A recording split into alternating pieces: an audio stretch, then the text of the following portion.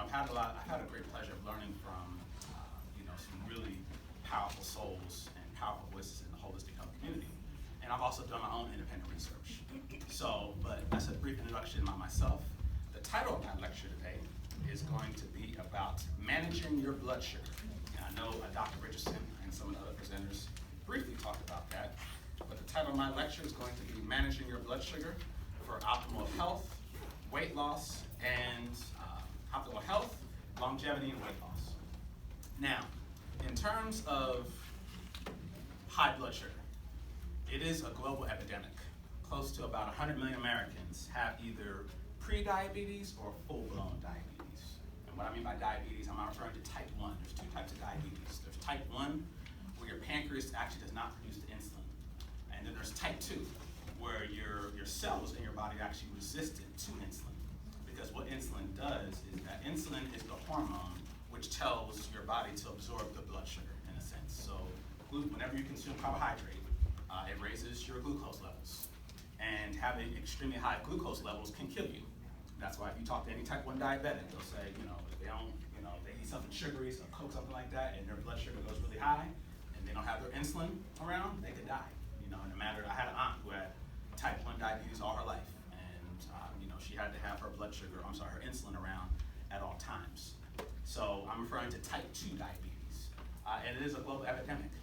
Close to about 300 million people around the world now have type 2 diabetes, primarily because of the export of American culture, primarily being carbonated soft drinks. So you go into India, you go into Saudi Arabia, you go into Yemen, you go into Cuba, you go into Honduras, you go anywhere around the world, they're going to be chugging back the soda. In many cultures, like in Mexico, Coca-Cola is actually considered to be sacred. It's sad, but in many of these cultures, since they believe that America is so great and everything America makes is great, cigarettes have become essential. Soda, if you will, carbonated soft drinks have become the new cigarettes around the world. And that's why you have corporations like Coca-Cola, which runs Atlanta, that are so extraordinarily powerful. But I'm referring to type 2 diabetes. And, you can be health conscious. You can be a vegan. You can be plant-based and have type 2 diabetes, even if you're not consuming a lot of starches. And I will explain why. So, talk briefly about human evolution. So, we are hunters and gatherers. We're not farmers. We're essentially hunters and gatherers who have lived in the wild for 99% of our existence. And I'm referring to human evolution now, essentially where human beings came from. For most of our existence, 99.99% of human existence, we were hunters and gatherers, meaning that we lived in small hunter-gatherer bands, comprised of maybe no more than 100 people, and we hunted. We hunted wild game, and we also gathered, wild fruits and tubers, sometimes honey. But essentially, carbohydrates weren't a big part of our diets for 99.99% of our existence. We're hunters and gatherers, essentially. But now we're civilized. We shop at grocery stores and whatnot, and we ain't hunting, most of us, and we ain't gathering. It wasn't until about roughly 10,000 years ago, with the Neolithic Revolution, that we became farmers. And we started consuming rice. We started consuming wheat, our daily bread, as they say in the Lord's Prayer. We started consuming corn and potatoes. And as a result of that, we became sick. We became shorter. Our bones, essentially, we became shorter. Human beings became shorter at the age of, many scientists can point to, okay, these are hunter-gatherer bones, these are farmers' bones. And there's a sharp decline between the health and oftentimes the dental health that you see in hunter-gatherers and in farmers. Primarily because hunter-gatherers had a much more diverse diet, so they weren't just eating, bread and rice and corn. They had a very diverse diet. They were eating some wild game. They were eating a bunch of different wild berries, other wild fruits and veggies. So they had a pretty diverse diet. But once we became civilized and became farmers, then our diets were primarily composed of grain. Of course, we started consuming more dairy products as well too, because we domesticated animals as well. But our diets became less diverse. But as a result of consuming more carbohydrate, our bones shrunk. our brains shrunk, our lifespan dramatically decreased. Oftentimes you hear about, oh, lifespan is, people live to be the age of 80 years old. But you have people almost 30,000, 40,000 years ago living to be much longer than that and had much greater health. Most of us, we're able to live so long because of medication. For the average person, if they didn't have their insulin, if they didn't have their blood sugar lowering pills, their high blood pressure pills, they wouldn't be living as long as they are now. So it's really the effects of modern technology that is really allowing us to live so long. So really the technology we have now is really a techno fix. But it's not really addressing the root cause of all the diseases that we have.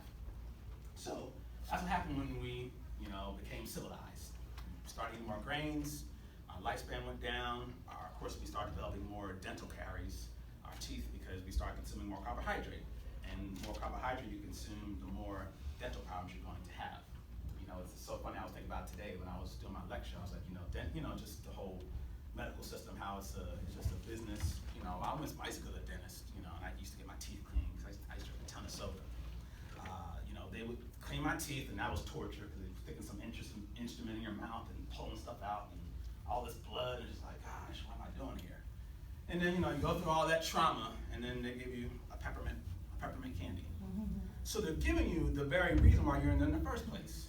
And that essentially sums up our entire medical paradigm. They create the problem, then they come around and supposedly fix the solution. But it's only a temporary fix because they know you'll be right back to them in about 3 months. So, but essentially, when you're consuming lots of carbohydrate and sugar, you're going to have dental problems. So where are we now? We're following the standard American diet. For the past 100 years, diabetes has increased, heart disease has increased, high blood pressure. And all of it's related to our consumption of excess amounts of carbohydrate. There's always a big debate. Is it the saturated fat? Is it the cholesterol? And it's not the cholesterol that's causing our health problems. It's primarily the high consumption of fructose, which is also found in fruit. It's also found in agave nectar. It's also found in high fructose corn syrup, which is really probably the #1 cause of disease in this country. But essentially, that's what we're dealing with. We're dealing with high blood sugar, insulin resistance.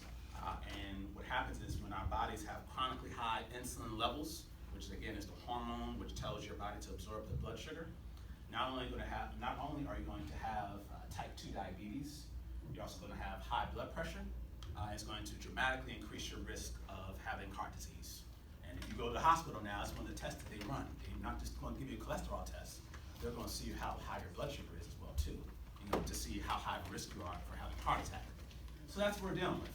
And as I mentioned, the primary thing that's causing that is going to be the soft drinks. So what's in the soft drinks that's causing, so many people have diabetes and all these other health problems? It's going to be the fructose. What fructose is, it's a molecule. First thing we should know is that our bodies have no biological need for fructose whatsoever. We do have biological need for glucose. Our brains primarily run on glucose. But we have no biological need for fructose. So people, who promote high fruit diets or what have you, that's not necessary to consuming a whole bunch of fruit. And many health conscious vegan people that I know, the reason why oftentimes they have so much weight is because they do consume so much fruit. Number one, the main problem with fruit nowadays is that number one, it's bred for sweetness. So most of the apples that we're consuming, are much sweeter than apples that people used to consume hundreds of years ago. Because these are scientists, and they want to sell more products. So they're going to make the watermelons, the cherries, the mangoes, the dates, the bananas extraordinarily sweet. So when you're consuming a lot of fruit, you're essentially consuming a very concentrated source of sugar. It's really no different than consuming a soda. Now again, of course, I'm not comparing a whole piece of fruit to a soda, but the problem is that a lot of people, they consume way too much fruit. But really, ideally, you want to consume low sugar fruits, i.e. zucchini, i.e. pumpkins, i.e. squashes. The average person, when they think of fruit, they think of watermelons, and mangoes, and pineapples, which are extraordinarily sweet and extraordinarily high in fructose. And now, oftentimes what happens to a lot of people is that, I know in the health conscious crowd, they take all those fruits and they blend them up, turn it into a smoothie. I'm a big smoothie person myself. I love them. Problem is that, number one, smoothies are not natural. So, there's no way, you go out to to a rainforest, you're not going to see any smoothies. You may see some acerola cherries, but you're not going to see any acerola cherry powder, any type of smoothies. So what happens is that when you take all that fruit, which the average person oftentimes when they're making a smoothie, they're going to put a banana in there, some dates in there, a mango, they're going to put a lot of fruit in there. And then you blend it up. Your body absorbs it just like you would absorb a soda, because essentially what soda is, you're taking a refined sweetener, refined, okay? You're taking a refined sweetener that's been isolated from its original source. So you're taking sugar, which has been isolated from sugar cane, and you're just consuming it, and very isolated. And as a result of that, your body absorbs it extraordinarily fast. And in the case of sugar, it goes straight to your liver. And that fructose gets converted into fat within 4 hours of your consumption. And those fatty acids then cause insulin resistance.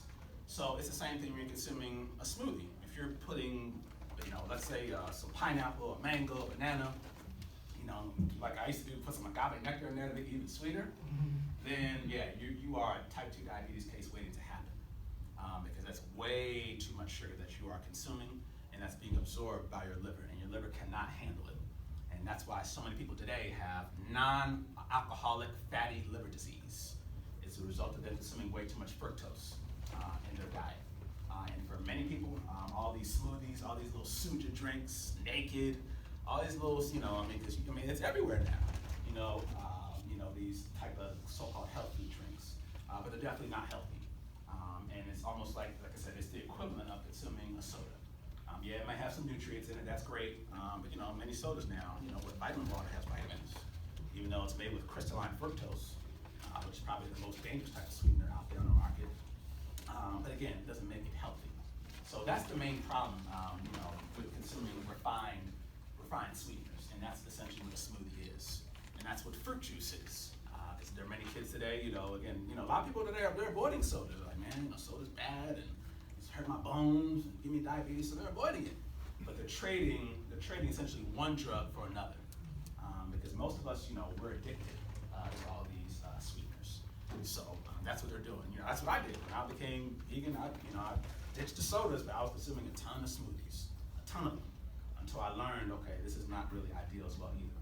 So fructose is going to be the main cause of having high blood sugar, because when you have insulin resistance, essentially, your body's, the insulin receptors on your cells are no longer functioning properly. So you have chronically high levels of insulin. And that's why many people need to actually take blood sugar lowering pills in order to prevent them from having a diabetic coma or going into cardiac arrest from having such chronically high levels of insulin. Now, other thing about insulin is that in terms of weight loss, insulin is also your body's hormone which governs whether you are in fat burning and storage mode or whether you're in fat creating mode. So, a lot of us are taught, calories in, calories out. That's the standard myth that's promoted. If you consume too many calories, you're going to put on the pounds, and then you're going to need to burn those pounds off by running or doing some type of aerobic exercise. And I was a victim to this myth.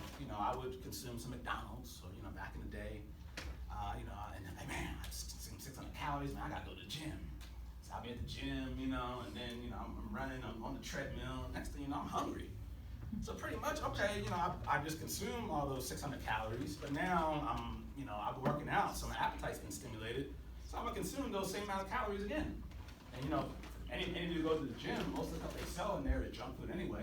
It's all those toxic protein powders and stuff that contains sugar. So most of the gym foods, it's not like much better than the stuff you get at McDonald's. Of course, the price since it's in the gym is going to be 3 times higher. I'll give you that markup. But calories in, calories out has nothing to do with anything. Has nothing to do with why you gain weight and why you lose. What governs whether you gain or whether you lose is insulin. And if you have chronically high levels of insulin, your body is going to be in fat storing and creating mode. If you have low levels of insulin, then your body will actually be able to burn the fat, and oftentimes instantaneously. So that's why many people, when they actually ditch the carbohydrates, particularly ditch the sugar and the fructose, they might lose 15 pounds in a matter of weeks. I'll give you a story of mine, which kind of inspired me to learn more about fructose. Again,